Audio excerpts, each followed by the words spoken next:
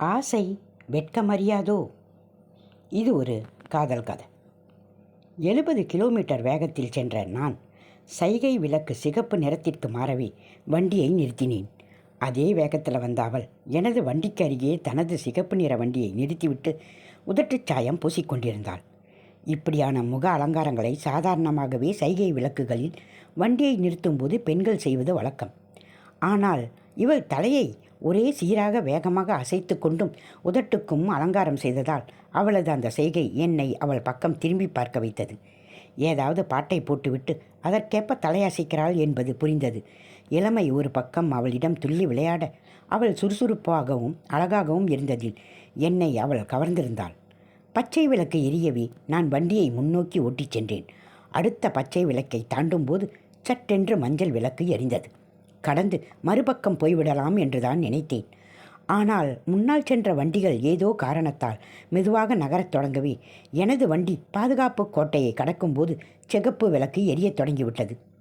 பொதுவாக வீதியை கடக்கும்போது இப்படியாக நடப்பதுண்டு என்பதால் ஏதோ கற்பனையில் இருந்த நான் அதை பெரிதாக எடுத்துக்கொள்ளவில்லை. ஆனால் 2 வாரங்கள் கழித்து எனக்கு சிகப்பு விளக்கில் தெருவை கடந்ததற்காக தண்டப்பணம் கொடுக்கும்படி தபாலில் அறிவிப்பு வந்தது. அங்கே அந்த சந்தியில் கண்காணிப்பு கேமரா இணைக்கப்பட்டிருந்ததை அவர்கள் அனுப்பிய படத்தில் இருந்து தெரிந்து கொள்ள முடிந்தது. எனது வண்டி கோட்டை தாண்டும் போது சிகப்பு விளக்கு எரிந்ததை துல்லியமாக தானியாங்கி கேமரா படம் பிடித்திருந்தது.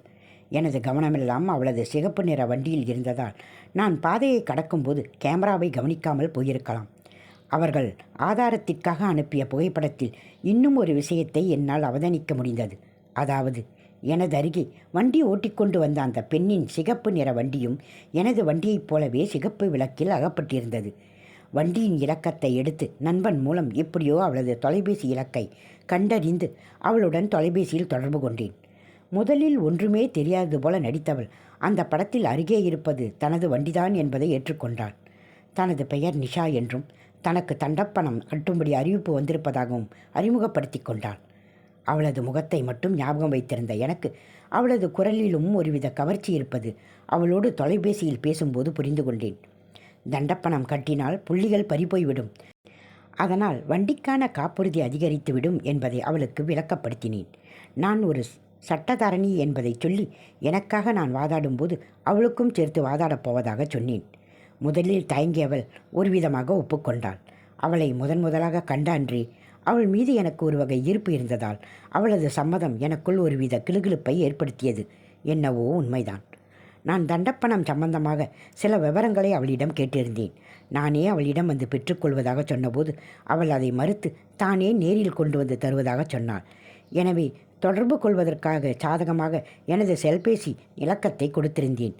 மறுநாளே அவள் என்னை தொடர்பு கொண்டு வருவதாக சொல்லிவிட்டு என்னை தேடி வந்திருந்தாள். எங்கேயாவது தனியாக உட்கார்ந்து ஆறுதலாக பேசலாம் என்று நினைத்து அவளை அழைத்தேன். வாங்களேன், ரிம் ஹோட்டலின் காப்பி குடிச்சுக்கிட்டே உட்காந்து பேசுவோமா என்றேன். தலையசைத்துவிட்டு என்னோடு வந்தாள். ஆளுக்கு ஒரு காப்பி எடுத்துக்கொண்டு ஓரமாய் உட்கார்ந்தோம். அப்புறம் சொல்லுங்கள், நீங்கள் இங்கே தான் பிறந்தீங்களா நிஷா? ஆமாம், நான் இங்கே தான் பிறந்தேன். எங்கள் அப்பா அம்மா தான் சிலோன்லேருந்து வந்தவங்க. இலங்கையில் எங்கே என்றேன். யாழ்ப்பாணம் என்று மொட்டையாக சொன்னாள். உங்கள் குடும்பத்தில் நீங்கள் எத்தனை பேர்? நீங்கள் தான் மூத்த பொண்ணா? அவள் நெற்றியை சுருக்கி என்னை ஒரு மாதிரி பார்த்தாள். எனக்கு தெரியுமே, ஏற்கனவே சொன்னாங்க, நான் தான் நம்பலை என்றாள். என்ன சொன்னாங்க? யார் சொன்னாங்க என்றேன். சொன்னாங்க, கொஞ்சம் இடம் கொடுத்தா எல்லாமே விசாரிப்பாங்கன்னு சொன்னாங்க. எல்லாமே என்றால்? ஊரை சொன்னால் ஊரிலே வடக்கா கிழக்கா தெற்கா மேற்கா என்றெல்லாம் கேட்பாங்க என்று சொன்னாங்க என்றாள். ஓ, அதுவா உங்கள் பிரச்சனை? நான் அதை கேட்கல, எனக்கு அது தேவையும் இல்லை. அப்போது என்னோடய பிறந்த தினத்தை வச்சு என் ஜோதிடம் பார்க்க போகிறீங்களா? என்ன நீங்கள் எல்லாமே தப்பாக சிந்திக்கிறீங்க. இப்போ எதுக்கு என்ன இங்கே வர சொன்னீங்க? இது எங்கள் முதலாவது டேட்டிங் தானே என்று அதிரடியாக கேட்டாள். டேட்டிங்கா? என்ன சொல்கிறீங்க? எனக்கு மெல்ல உதறல் எடுத்தது. அப்போ ஏன் வர சொல்லி கூப்பிட்டீங்க என்றாள். நானா வர சொன்னேன்? நீங்கள் தானே வருவதா சொன்னீங்க. வந்த இடத்துல ஒரு காப்பி சாப்பிடுவோமா என்று உங்களை உபச்சரித்தது தப்பா என்றேன். நானா கேட்டேன்? நீங்கள் தானே காப்பிக்கு கூப்பிட்டீங்க. அப்புறம் இன்னொரு நாள் டின்னருக்கு கூப்பிடுவீங்க. அது 2வது டேட்டிங்காக போயிடும். அப்புறம் 3வது டேட்டிங் தெரியும் தானே. 3வது தடவை சந்திக்கும்போது என்ன செய்வாங்கன்னு? சொன்னவள் மீதியிருந்த காப்பியை உறிஞ்சியபடியே என் முகத்தில் ஏதாவது மாற்றங்கள் தெரிகிறதா என்று விழி உயர்த்தி பார்த்தாள். இவளோடு கவனமாக பழக வேண்டும் என்று என்னை கட்டுப்படுத்தி கொண்டேன். இங்கே பிறந்தவள் என்பதால் டேட்டிங் என்பதை சாதாரண விஷயமாக எடுத்துக்கொள்கிறாளா? எனக்கும் அவளுக்கும் இந்த விஷயத்தில் என்ன வித்தியாசம்? நாங்களும் எமக்கு பிடித்தவர்களோடு ஆண் பெண் வித்தியாசம் பாராட்டாமல் பழகுகிறோம். கொஞ்சம் நெருக்கமாக பழங்கும்போது அவர்களை புரிந்து கொள்கிறோம். அவர்கள் எதிர்ப்பாளாக இருந்தால் சில சமயம் அவர்கள் மீது எங்களுக்கு ஒரு வகை ஈர்ப்பு ஏற்படுகிறது. இருவருக்கும் நல்ல புரிந்துணர்வோடு ஒருவர் மேல் மற்றொருவர் ஈர்ப்பு ஏற்பட்டால் அதை சந்தர்ப்பம் பார்த்து வெளிப்படுத்துகிறோம். இதுதான் காதலாகிறது. அந்த காதல்தான் அடுத்த கட்டத்திற்கு சென்று காதல் திருமணமாகிறது. ஏதாவது காரணங்களால் இந்த காதல் தடைப்பட்டும் போகலாம்.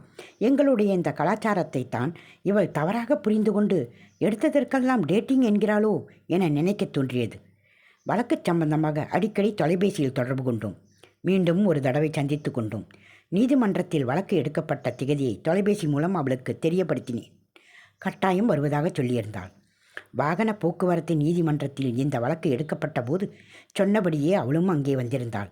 பனிக்காலமாகையால் வீதி பாதுகாப்பு காரணமாக மெதுவாக வண்டிகள் ஊர்ந்தன என்பதை முக்கிய காரணமாக எடுத்து அதை நீதிபதிக்கு விளங்கப்படுத்தினேன். எனது வாதத்தை நீதிபதி ஏற்றுக்கொண்டு வழக்கத்தை தள்ளுபடி செய்திருந்தாள். தீர்ப்பு எங்களுக்கு சாதகமாகவே அமைந்திருந்ததால் அவள் முகத்தில் புன்னகை பூத்திருந்தது. இருவரும் நீதிமன்ற அறையை விட்டு வெளியே வந்து வண்டியை நோக்கி நடந்தோம். அருகே வந்து கை கொடுத்து நன்றி சொல்லிவிட்டு கைப்பையை எடுத்தபடி உங்க பீஸ் என்றாள். நான் பெரிதாக எதுவும் செய்யவில்லை. எனக்காக வாதாடும்போது உங்களுக்கும் சேர்த்து வாதாடினேன், அவ்வளவுதான் என்றேன். இல்லை, வேற யார்கிட்டையாவது போயிருந்தா நான் பணம் கொடுத்து தானே வாதாடி இருக்கணும். இது உங்கள் தொழில், சொல்லுங்க எவ்வளோ என்றாள். எவ்வளவு சொன்னாலும் கேட்க மாட்டேன் என்றால் நான் என்ன செய்யறது? இதை ஒரு கடனாய் நினைச்சால் தாங்க, உங்கள் மனம் நோகக்கூடாது என்பதற்காக வாங்கிக்கிறேன் என்றேன். நானும் உங்கள் மனசை நோக வைக்கவில்லை. உங்களை பற்றி நிறையவே தெரிஞ்சு வச்சுருக்கேன். You are so smart. அதனால் நீங்கள் செய்த இந்த உதவிக்கு ஏதாவது தரணும். விட மாட்டீங்க போல இருக்கே. உங்கள் இஷ்டம், தருவதை வாங்கிக்கிறேன் என்றேன். அவள் அருகே வரவே ஏதாவது பணம் கொடுக்கப் போகிறாள் என நினைத்தேன். ஆனால் அவள் என்ற ஓசையோடு எட்டி ஒரு முத்தம் கொடுத்தாள். எதிர்பாராத முத்தத்தால் ஒரு கணம் நான் உறைந்து போயிருந்தேன். யாராவது பார்த்துருப்பாங்களோ என்ற அச்சத்தில் அக்கம் பக்கம் பார்த்தேன். இவ்வளவு விரைவில் அதிகம் பழகாத ஒரு பெண்ணிடம் இருந்து முத்தம் கிடைக்குமா? அவள் இந்த சூழ்நிலையில் வளர்ந்தவள் என்ற துணிச்சலா? எனது சிந்தனையின் இடைவெளியில் அவள் மறைந்து போயிருந்தாள். மூன்றாவது சந்திப்பில் என்ன நடக்கும் என்று தெரியும் தானே என்று இதைத்தான் அவள் சொன்னாலோ? வண்டியில் ஏறி கண்ணாடியில் கன்னத்தை பார்த்தேன். உதட்டுச்சாயம் மெல்லிய கோடாய் பதிந்திருந்தது. இதுவரை இல்லாத, சொன்னால் புரியாத இனிய உணர்வுகள் உடம்பெல்லாம் பரவியது. மறுக்கன்னத்தை காட்டியிருக்கலாமோ என்று ஒரு கணம் எண்ண தோன்றியது. டேட்டிங் என்றால் என்னவென்று புரிந்தது போலவும் புரியாதது போலவும் ஒருவித தடுமாற்றமாய் இருந்தது. அடுத்த சந்திப்பு எப்போது கிடைக்கும் என்று மனசு ஏங்கத் தொடங்கியது என்னவோ உண்மைதான். நான் காதல் என்றேன், அவள் டேட்டிங் என்றாள். ஒன்று மனசை தொட்டு உடலை தொடுவது, மற்றது உடலை தொட்டு மனசை தொடுவது. சரியா பிழையா தெரியவில்லை. அந்த நேரம் எல்லாமே ஒன்றுதான் என்பது போல மயக்கமுமாய் இருந்தது. அவள் சென்று நெடுநேரமாகியும் அவள் மூச்சுக்காற்று எனது காது மடலை வருடிக் கொண்டிருந்தது.